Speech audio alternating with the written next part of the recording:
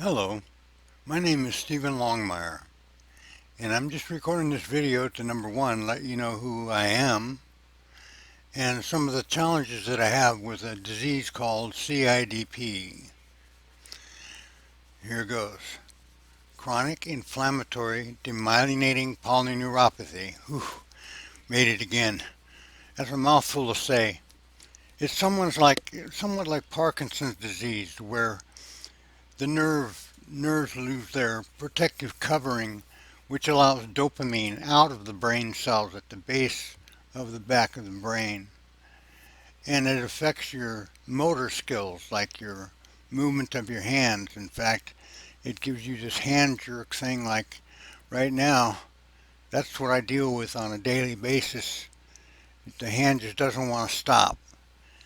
And of course, working on a computer is very difficult because I've got a single finger that still bounces, so I'm a hunting pecker on the on the keyboard, which makes it a little bit rough.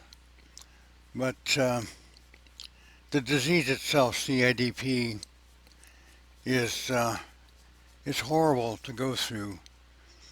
Like 3 months ago, I was able to get up and walk around and so forth, and I had rapid onset. I thought it was diabetic neuropathy. My feet were numb and buzzy and so forth. Well, lo and behold, we had a spinal tap done, and they proved that I had the remnants of CIDP, which is actually, it all looks like you had a stroke. It's affecting my speech, and breathing is sometimes even hard to take a breath. Eating got so bad eating it made me sick every time I would eat, and I ended up losing all of my weight. I weighed almost 200 pounds. I'm 6'2". Now I'm down to 118 pounds. Way too skinny. I mean, I can even put my hand around my wrist. Look at how skinny that is. It's just crazy. And I used to be pretty built. And it can happen fast. Like I said, rapid onset.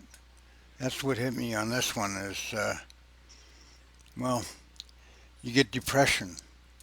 You think of suicide because you don't want to live that way the rest of your life. Well, I think everybody goes through that at one time or another and just kind of pass it off because I don't want to die. I want to live. And I want to prove them wrong. They give me 9 months to a year to live. And the way things were going. And so I had to get busy and change things. And I'm gaining weight, forcing myself to eat, and try to keep myself busy. Of course, the depression factor, again, I take venlafaxine for that. It seems to do all right. It lets you stand back and take a look at what's happening to you instead of being controlled by you. So that's about it, lock, stock, and barrel of the CIDP and what I'm faced with. Now, one of the things that I have done that I can still do is train people on a voice recognition package called No Brainer and Dragon Naturally Speaking. And I'll create some videos and show you what that is, and even get Lunas Orchid, one of the top resellers in the world, to get online with me and have a discussion about his speech recognition products. And I've been involved with speech recognition as a technology guy for over 30 years. I didn't realize it when I was collecting acoustic models for Learn Out in the Hospi, Microsoft, and a couple of other companies, and I would gather speech from people. But I would do it in such a way that gave me 100%, almost 99.99%, that's less than one error in 10,000 words, of the transcription of those voices of people talking. And it was very simple the way that I did it. I ran restaurants for 35 years and plus. And so I learned how to treat people. You treat them nice. And there's certain things that you need to do when you're dealing with speech recognition To get the best voice out of somebody, you need to put them at ease, number one. They're not used to talking to a computer, and most people aren't used to talking into a microphone. So put them at ease. Make sure that they know they're not under being tested, just to relax and let their natural voice come out. That is the biggest thing that has been done in the industry. And so far, this database that I created so many years ago, the acoustic models, are very important because they're just now starting to use them finally. And I didn't realize it, but I created artificial intelligence, the hiccup, burp, and fart database. Excuse the expression there, but that's what I call it. I created a database of all of these extraneous sounds, and even though I train them in the recognizer, they don't do anything, but they don't interrupt the flow of the recognition, like a door slam, a chair squeak, um, people talking way off in the distance in the background. Things like that are going to be recognized by the recognizer but not do anything about them. They don't act, they don't destroy and make you wait for a transcription to appear on screen. I'm talking about speech to text.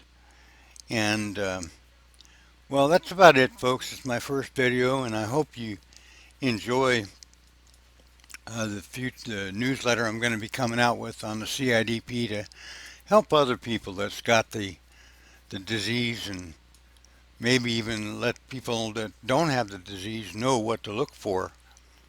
And hopefully they don't get it, because it's a very select few that has both the Parkinson's and the CIDP, which is pretty much a death sentence. Um, and again, I'm going to break that mold. I'm using it as a motivator. Okay, folks, nice to meet you.